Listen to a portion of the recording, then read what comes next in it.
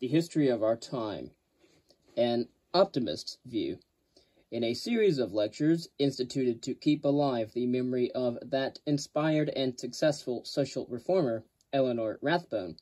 It is perhaps not our place, and out of place, to devote a lecture to a general, though tentative, assessment of the problem of social reform in our time. What have we achieved, if anything? How does our Western society compare with others? These are the questions which I propose to discuss. I have chosen as the title of my lecture The History of Our Time, with the subtitle An Optimist's View, and I feel that I should begin my explaining of this title. When I say history, I wish to refer particularly to our social and political history, but also to our moral and intellectual history.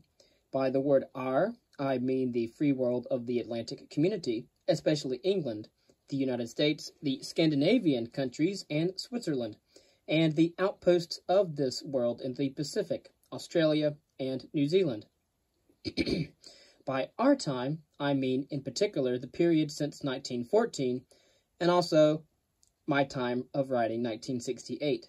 But I also mean the last 50 or 60 years, that is to say, the time since the Boer War, or the age of Winston Churchill, as one might call it. See also Winston Churchill's 4-part series on democracies. As one might call it, the last 100 years, that is, in the main, the time since the abolition of slavery and since John Stuart Mill, the last 200 years, that is, in the main, the time since American Revolution, since David Hume, Voltaire, Kant, and Edmund Burke, and to a lesser extent, the last 300 years, the time since the Reformation, since John Locke, and since Sir Isaac Newton.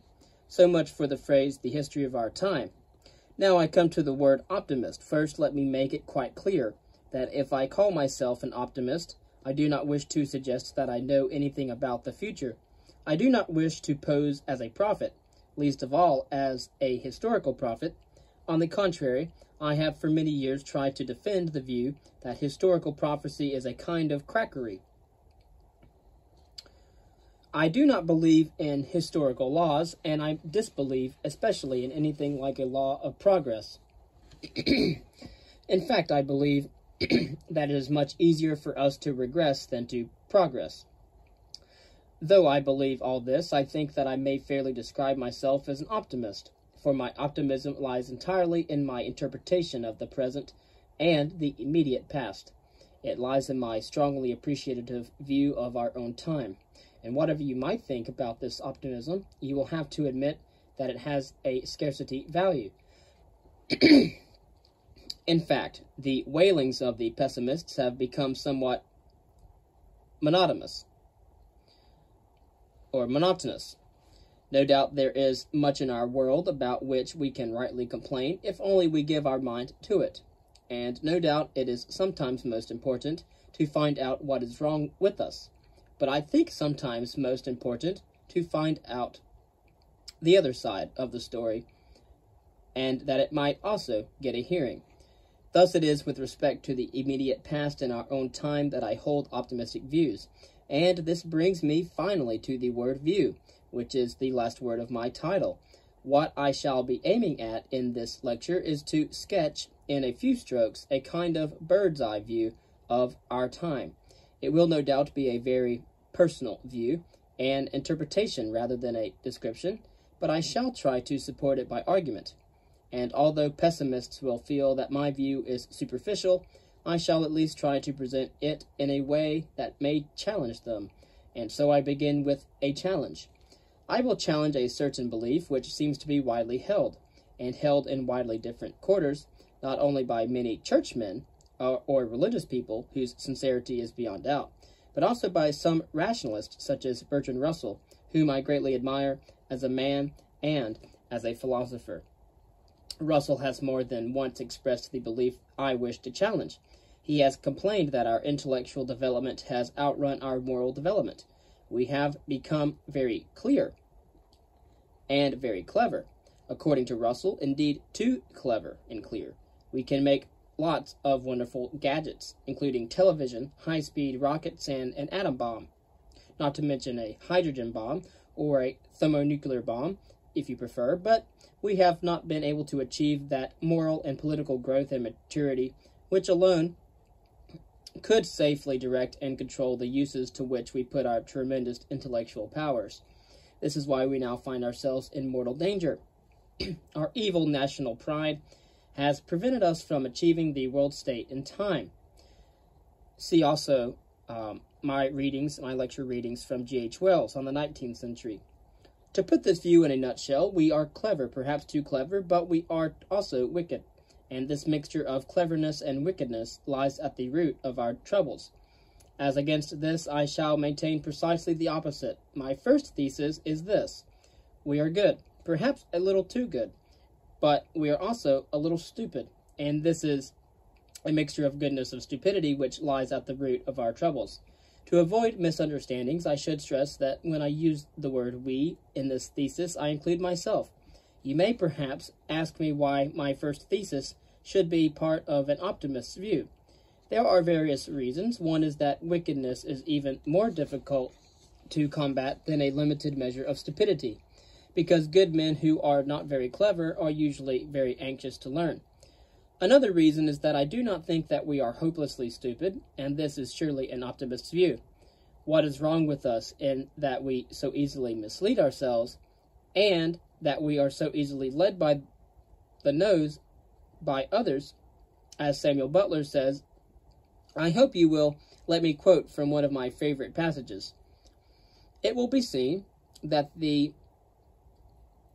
Eronians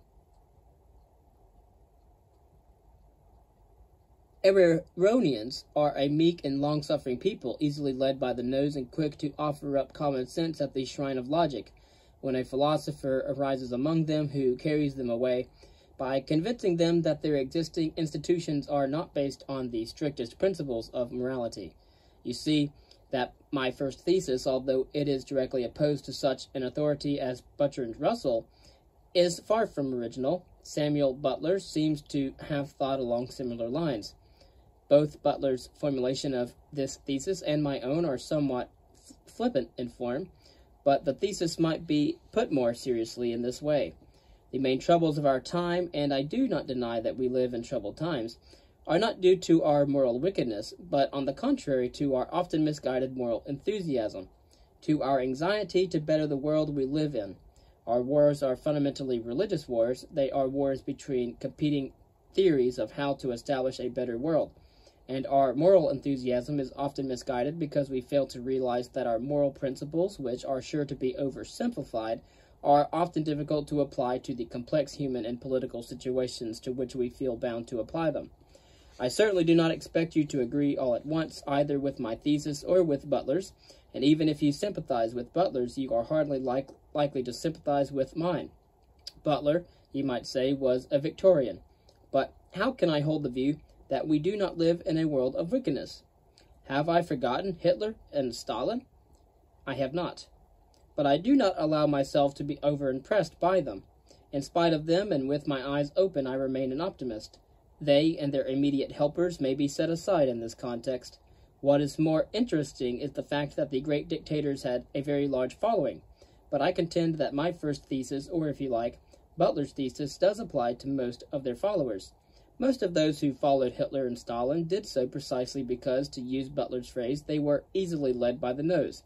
Admittedly, the great dictators did appeal to all sorts of fears and hopes, to prejudices and to envy, and even to hatred. But their main appeal was an appeal to a kind of morality. They had a message, and they demanded sacrifices. It is sad to see how easily an appeal to morality can be misused. But it is simply a fact that the great dictators were always trying to convince their people that they knew the way to a higher morality. To illustrate my point, I remind you of a remarkable pamphlet published as recently as 1942. In this pamphlet, the then Bishop of Bradford attacked a certain form of society which he described as immoral and unchristian, and of which he said, when something is so plainly the work of the devil, nothing can excuse a minister of the church from working for its destruction.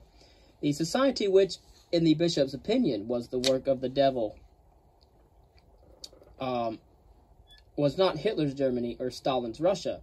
It was our own Western society, the free world of the Atlantic community. And the bishop said these things in a pamphlet which was written in order to support the truly satanic system of Stalin. I am absolutely convinced that the bishop's moral condemnation was sincere, but moral fervor blinded him, and many like him, to facts which others could easily see. For example, to the fact that countless innocent people were being tortured in Stalin's prisons.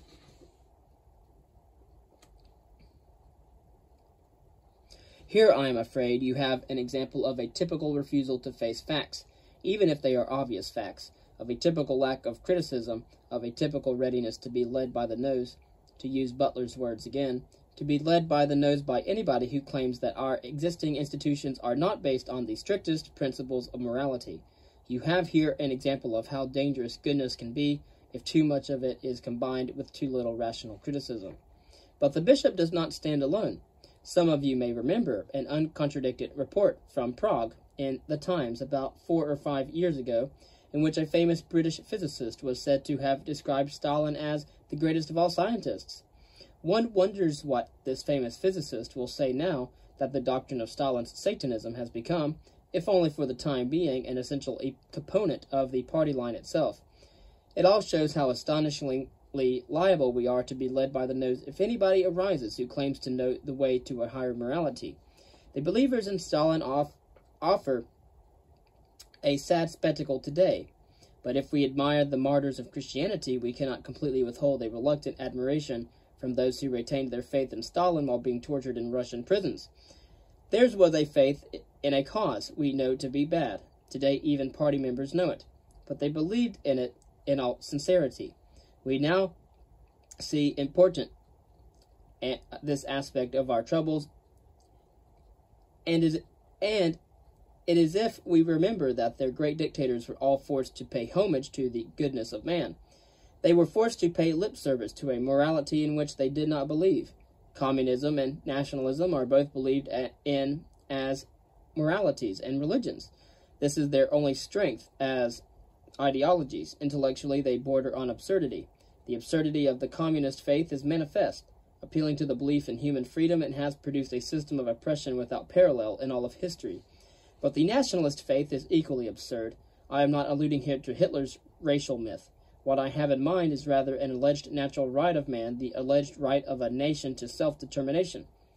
That even a great humanitarian and liberal could uphold this absurdity as one of the natural rights of man is a sobering thought. It suffices to shake one's faith in the wisdom of philosopher kings, and it should be contemplated by all who think that we are clever but wicked rather than good but stupid. For the utter absurdity of the principle of national self-determination must be plain to anybody who devotes a moment's effort to criticizing it.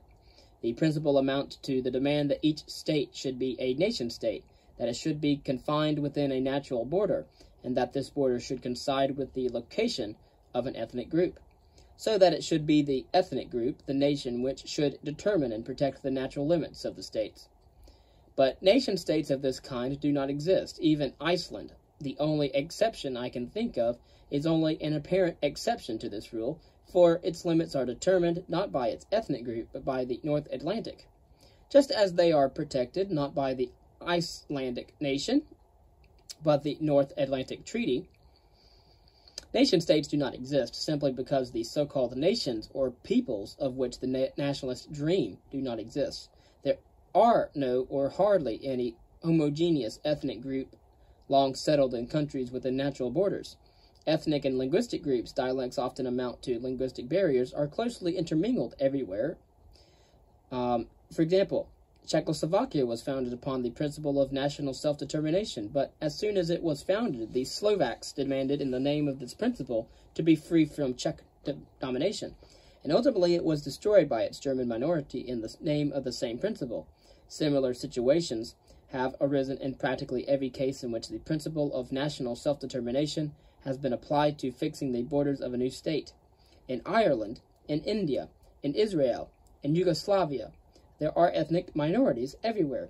The proper aim cannot be to liberate all of them, rather it must be to protect all of them. The oppression of national groups is a great evil, but national self-determination is not a feasible remedy for the oppression of national groups.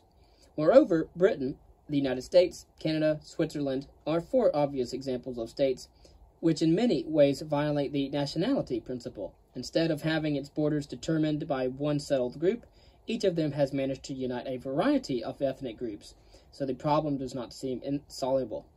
Yet, in the face of all these obvious facts, the principle of national self-determination continues to be widely accepted as an article of our moral faith, and it is rarely challenged outright.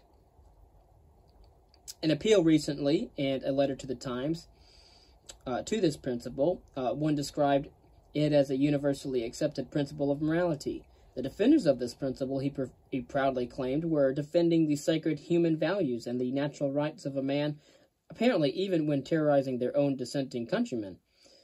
The fact that this letter did not mention the ethnic minority of Cyprus, the fact that it was printed, and the fact that its moral doctrines remained completely unanswered in a long sequence of letters on this subject, all go a long way towards proving my first thesis.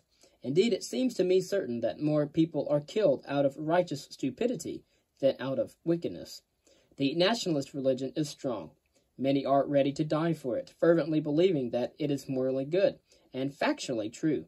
But they are mistaken, just as mistaken as their communist bedfellows. Few creeds have created more hatred, cruelty, and senseless suffering than the belief in the righteousness of the nationality principle, and yet it is still widely believed that this principle will help to alleviate the misery of national oppression. My optimism is a little shaken, I admit, when I look at the near unanimity with which this principle is still accepted, even today without any hesitation, without any doubt, even by those whose political interests are clearly opposed to it. But I refuse to abandon the hope that the absurdity and cruelty of this alleged moral principle will one day be recognized by all thinking men. But let us now leave all these sad stories of misguided moral enthusiasm and turn to our own free world. Resisting the temptation to offer further arguments in support of my first thesis, I will now proceed to my second. I have said that I am an optimist. Optimism as a philosophical creed is best known as the famous doctrine elaborately defended by Leibniz, that this world of ours is the best of all possible worlds. I do not believe that this thesis of Leibniz is true, but I am sure you will concede me the happy title of optimist when you hear my second thesis, which refers to our free world, the society of the Atlantic community. My second thesis is this: in spite of our great and serious troubles, and in spite of the fact that ours is surely not the best possible society, I assert that our own free world is by far the best society which has come into existence during the course of human history. Thus I do not say with Leibniz that our world is the best of all possible worlds, nor do I say that our social world is the best of all possible social worlds. My thesis is merely that our own social world is the best that has ever been, the best, at least, of which we have any historical knowledge. I suppose you will by now concede me the right to call myself an optimist, but you may perhaps suspect me of being a materialist or calling our society the best because it is the wealthiest which history has ever seen. But I can assure you that this is not the reason why I call our society the best. Admittedly, I believe it to be a great thing we have succeeded, or very nearly succeeded, in abolishing hunger and poverty, but it is neither nylons nor nutrition, neither terroline nor television which I chiefly admire. When I call our social world the best, I have in mind the very same values which led the former Bishop of Bradford to brand it as the work of the devil only 14 years ago. I have in mind the standards and values which have come down to us through Christianity from Greece and from the Holy Land, from Socrates and from the Old and New Testaments.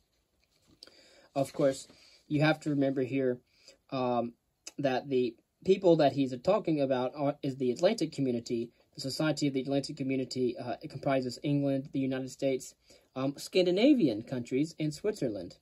And then also outposts in the Pacific, including Australia and New Zealand.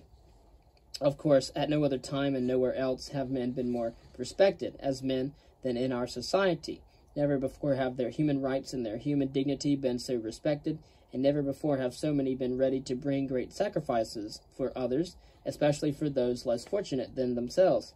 I believe that these are facts, but before examining these facts more closely, I wish to stress that I am very much alive to other facts as well.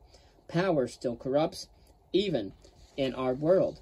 Civil servants will behave at times like uncivil masters. Pocket dictators will still abound, and a normally intelligent man seeking medical advice must be prepared to be treated as a rather tiresome type of imbecile if he betrays an intelligent interest, that is, a critical interest, in his physical condition. But all this is not so much due to lack of good intentions as to clumsiness and sheer incompetence. And there is much to balance it. For example, in some countries belonging to the free world, I am thinking of Belgium, hospital services are being most successfully reorganized with the obvious aim of making them pleasant rather than depressing places, with due consideration for the sensitive and for those whose self-respect may be wounded by practices now prevailing. And it is realized there how important it is to establish a genuine and intelligent cooperation between doctor and patient, and to ensure that a man, even a sick man, should never be encouraged to surrender his final responsibility for himself. But let us turn to larger problems. Our free world has very nearly, if not completely, succeeded in abolishing the greatest evils which have hitherto beset the social life of man. Let me give you a list of what I believe to be some of the greatest of those evils which can be remedied or relieved by social cooperation.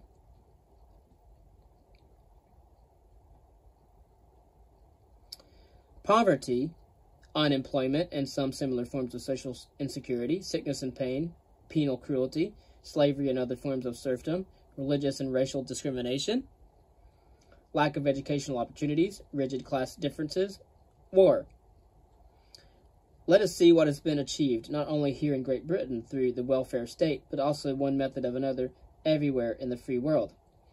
Of course, I do want to make a brief mention here that the reason that Popper says that I think why he says that it is good that to ensure that a sick man should never be encouraged to surrender his final responsibility for himself.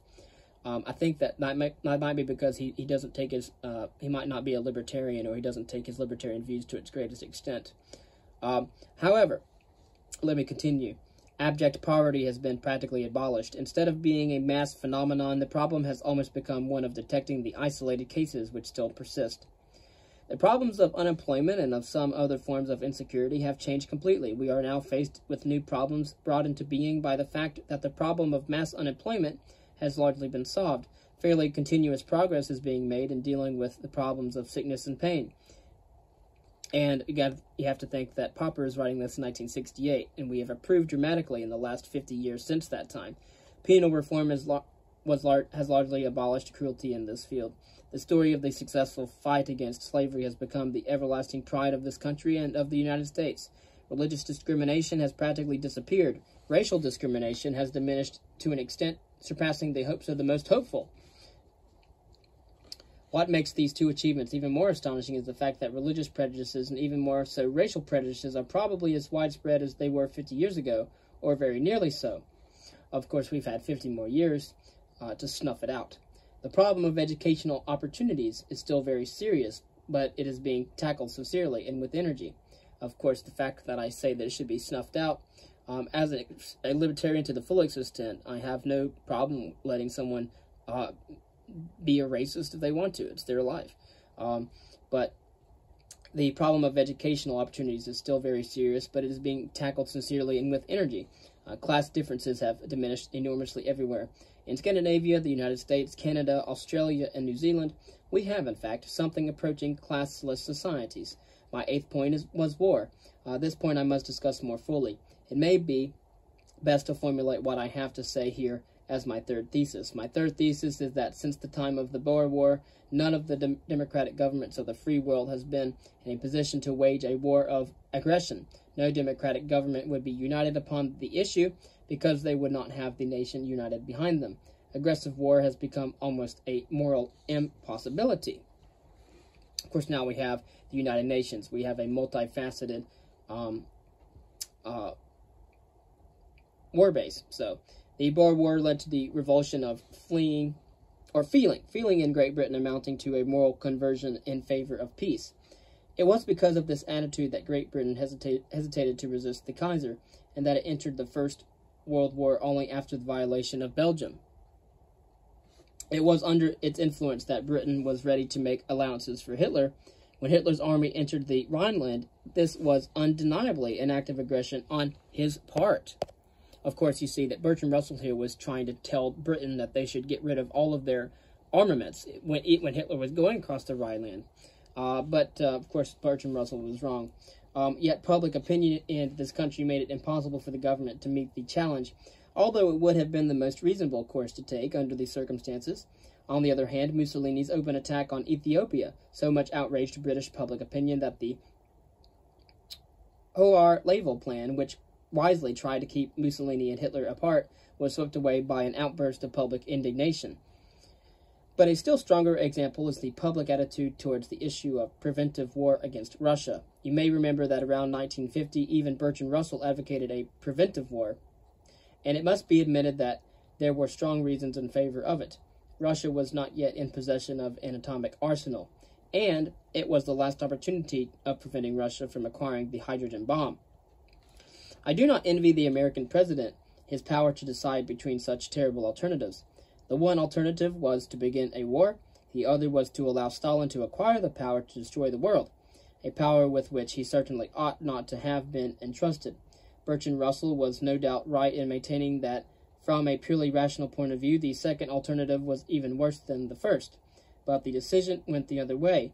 An aggressive war, even in these crucial circumstances, and with the then practical certainty of victory, had become morally impossible. The free world is still ready to go to war. It is ready to go to war against heavy odds, as it has done more than once in the past, but it will do this only if faced with unambiguous aggression. Thus, as far as the free world itself is concerned, war has been conquered. I have briefly discussed my list of 8 great social evils. His 8 great social evils, which can be remedied, relieved, are poverty, unemployment, and some similar forms of social insecurity, sickness and pain, penal cruelty, slavery and other forms of serfdom, religious and racial discrimination, lack of educational opportunities, rigid class differences, and war.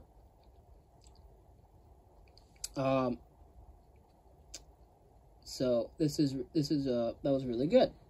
But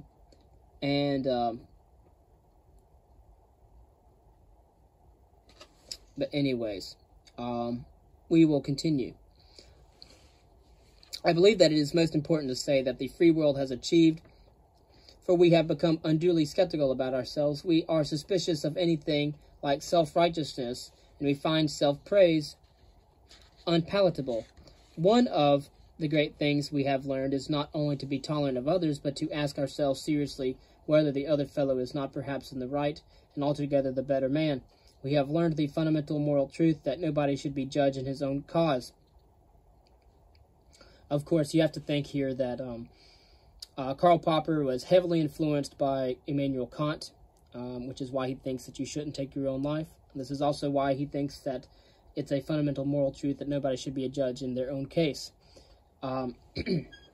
But, of course, you see Immanuel Kant all over the pages of Karl Popper. I will continue. This, no doubt, is a symptom of a certain moral maturity, but one may learn a lesson too well. Having discovered the sin of self-righteousness, we have fallen to its stereotyped inversion into a stereotyped pose of self-depreciation or inverted smugness.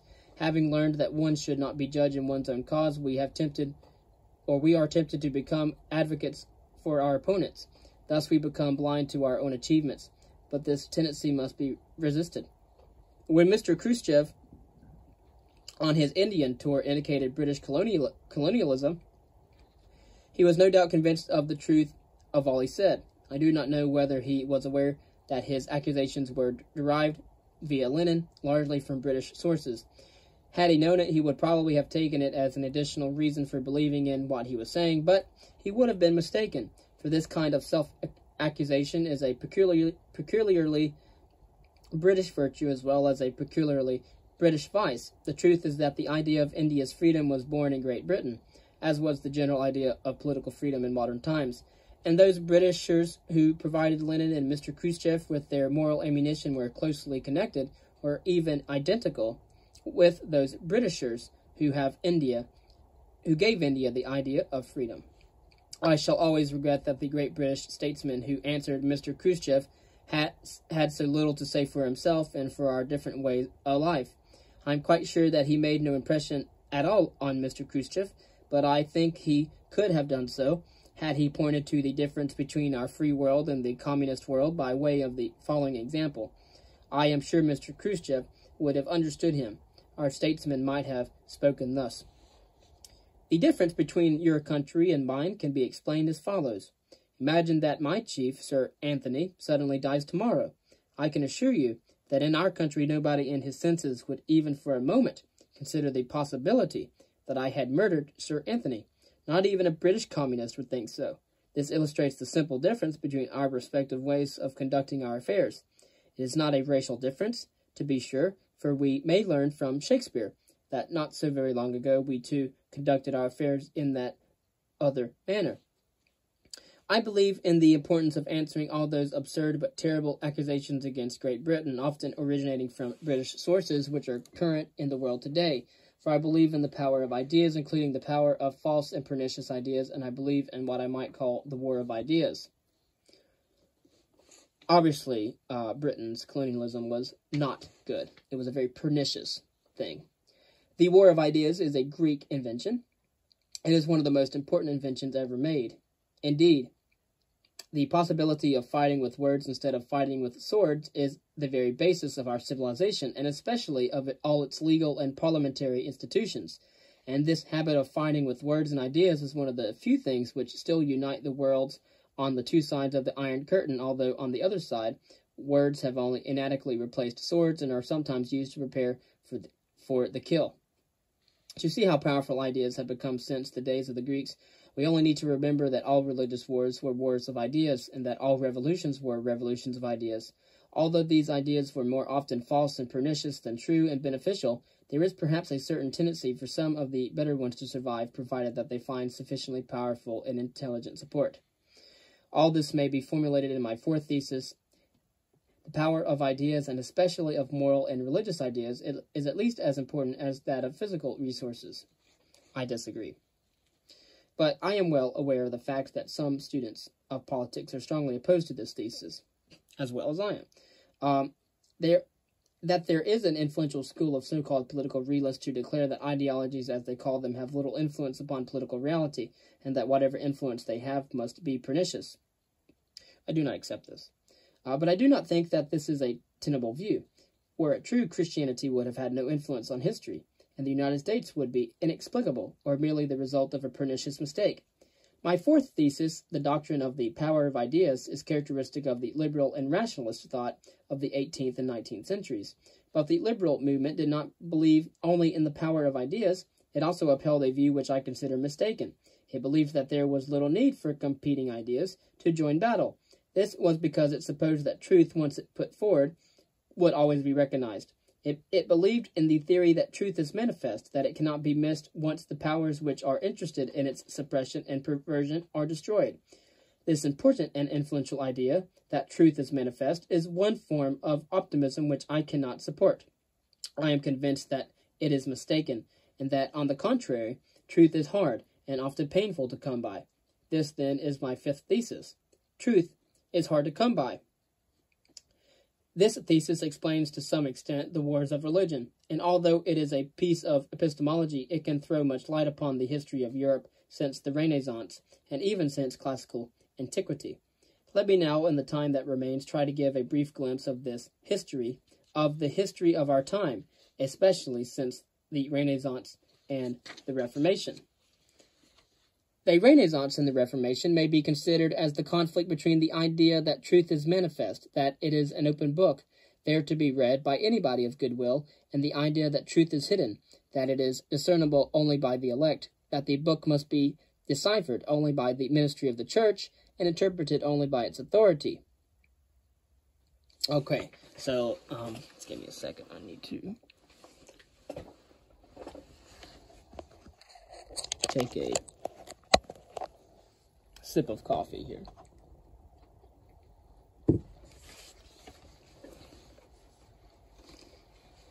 Although the book meant in the first instance the Bible, it subsequently came to mean the book of nature. This book of nature, Bacon believed, was an open book. Those who misread it were misled by prejudice, impatience, and anticipation. If only you will read it without prejudice, patiently, and without anticipating the text, you will not err.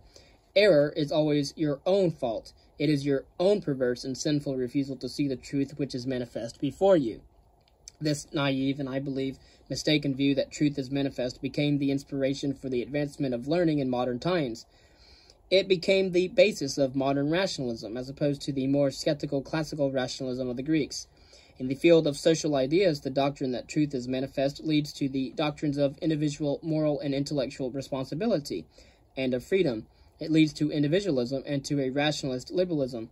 This doctrine makes the spiritual authority of the Church and its interpretation of the truth superfluous and even pernicious. A more skeptical attitude towards truth, on the other hand, leads to an emphasis upon the authority of the Church, and to other forms of authoritarianism. For if the truth is not manifest, then you cannot leave it to each individual to interpret it, for this would be of necessity lead to chaos, to social disintegration, to religious schisms, and to religious wars. Thus the book must be interpreted by an overriding authority. The issue here, though, can be described as one between individualist rationalism and authoritarian traditionalism in interpreting the book of nature.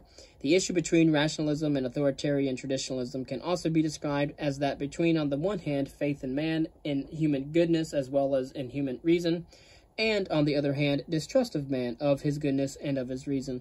I may confess that in the issue between faith in man and distrust of man, my feelings are all on the side of the naive liberal optimists, even though my reason tells me that their epistemology was all wrong, and that truth is in fact hard to come by. I am repelled by the idea of keeping men under tutelage and authority, but I must admit, on the other hand, that the pessimists who feared the decline of authority and tradition were wise men. The terrible experience of the great religious wars and of the French and Russian revolutions proved their wisdom and foresight in history. But although these wars and revolutions prove that the cautious pessimists were wise, they do not prove them right. On the contrary, I believe that, by and large, the verdict of history, I mean, of course, the history of our time, the Western Hemisphere, favors those who had faith in man and in human reason. And that would be the ideas of Rousseau, not of Hobbes. But for the society of our free world, since the Reformation, has indeed seen a decline of authority without parallel in any other epoch. It is a society without authority, or as one might call it, a fatherless society. The Reformation, by stressing the conscience of the individual, has dethroned God as the responsible ruler of man's world. God can only rule in our hearts and through our hearts. The Protestant believes that it is through his own human conscience that God rules the world. The responsibility for the world is mine and yours. This is the Protestant faith, and the Bishop of Bradford spoke of a good Protestant when he appealed to his ministers to destroy a social world which was the work of the devil. Of course, thank God for the Reformation, for it brought on Enlightenment thinking, in the sense that it gave power in the hands of man and not in power in the hands of the church. But the authoritarians and traditionalists were convinced that a non-authoritarian or fatherless society must spell the destruction of all human values. They were wise, I have said, and in a way they were the better epistemologists, and yet they were wrong. For there were other revolutions, the Glorious Revolution and the American Revolution. There is our present free world, our Atlantic community. It is a fatherless society ruled by the interplay of our own individual consciences. And as I have tried to convince you, it is the best society that has ever existed. What was the mistake of the authoritarians? Why must their wisdom be rejected? I believe that there are three elements in our free world which have successfully replaced the dethroned authority. The first is our respect for the authority of truth, of an impersonal and interpersonal objective truth, which is our task to find, and which it is not in our power to change or to interpret to our liking. The second is a lesson learnt in the religious wars, for I think that in these wars we did learn our lesson. We did learn from our mistakes, though in the social and political field this seems a rare and difficult thing. We learned that religious faith and other convictions can only be of value when they are freely and sincerely held, and that the attempt to force men to conform was pointless, because those who resisted were the best, and indeed the only ones whose assent was worth having. Thus we learnt not only to tolerate beliefs that differ from ours, but to respect them and the men who sincerely hold them, even though they are wrong. But this means that we are slowly beginning to differentiate between sincerity and dogmatic stubbornness or laziness. and to recognize the great truth that truth is not manifest, not plainly visible to all who ardently want to see it, but hard to come by, and poorly lit. And we learned that we must not draw authoritarian conclusions from this great truth, but on the contrary, suspect all those who claim that they are authorized to teach the truth. The third is that we have also learned that by listening to one another and criticizing one another, we may get nearer or closer to the truth. I believe that this critical form of rationalism, and above all this belief in the authority of objective truth, is indispensable for a free society based on mutual respect. This is why it is important not to let our thoughts be seriously influenced by such intellectual misunderstandings as relativism and irrationalism, the understandable results of disappointment with dogmatism and authoritarianism.